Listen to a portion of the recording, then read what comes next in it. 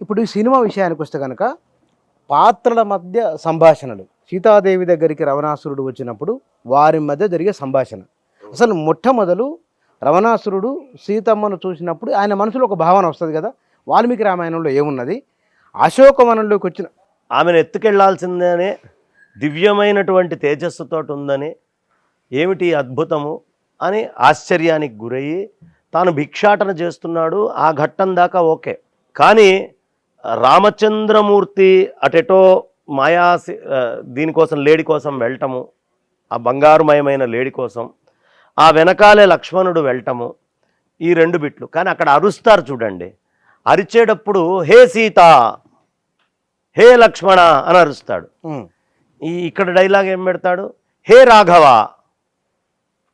హే Janaki. Quite opposite. అంటే పేర్లు కూడా పేర్లు అదే. రావణాసురుడు అని పెడితే సొమ్మేం పోలేదు కదా. లంకేష్, ఏంటి లంకేష్ రామాయణంలో లేదు కదా, అది లేనేలేదు, కాన్వర్ట్ చేసేనే లేదు. లంక నేలాడు కాబట్టి లంకేశుడు. విభీషణుడు కూడా లంకేశుడే. అవును, లంక నేలాడు. లంక నేలిన వాళ్ళందరూ లంకేశులు అవుతారు. రావణుడు అయితే వాడు ఒక్కడే అవుతాడు. అవును, లంకేశుడు అంటే విభీషణుడు కూడా లంకేశుడే. ఇప్పుడు ఆ మాయా లేడి చెప్పే పదం ఏ లక్ష్మణ ఏ సీత, ఈ రెండే కదా అనే మాటలు. ఈ మిగతాన్ని సినిమాలో కల్పితారు. ఆ లక్ష్మణ హా సీత పెద్దగా అరుస్తాడు. ఇక్కడ పెట్టేది ఏమిటి, పేర్లు మార్చేస్తారు. అది పేర్లు మార్చడం ఏమిటి, తప్పు కదా. దాంట్లో ఏముందో, మూలంలో ఏముందో అది చెప్పాలి. అంతే కదా. అక్కడ ఏం వాడాడు ఆ సమయంలో, పదాలు శబ్దాలు, అలాంటి శబ్దం ఉండాలి.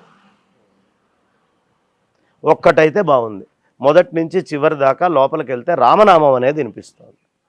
అదొక్కటే ఆనందపడాల్సిన విషయం సినిమాలోకి వెళ్ళిన తర్వాత. స్టార్టింగ్ నుంచి ఎండింగ్ వరకు. స్టార్టింగ్ నుంచి ఎండింగ్ వరకు అది బాగుంది.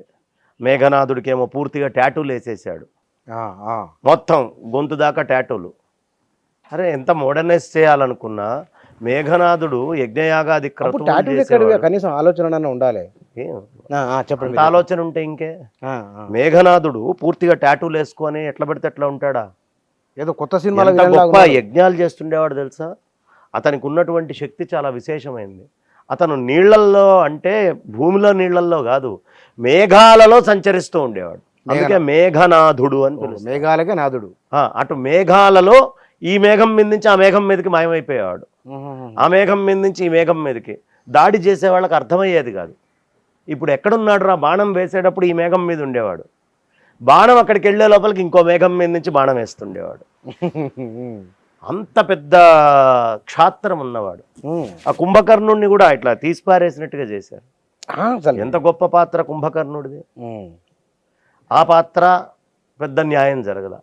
ఇక ఆ వాలి ఈయన కొట్టుకుండేటటువంటి, సుగ్రీవుడు కొట్టుకుండేటటువంటి యుద్ధం జరిగేటటువంటి ఘట్టము చాలా పేలవంగా తీసుకొని వెళ్ళిపోయాడు.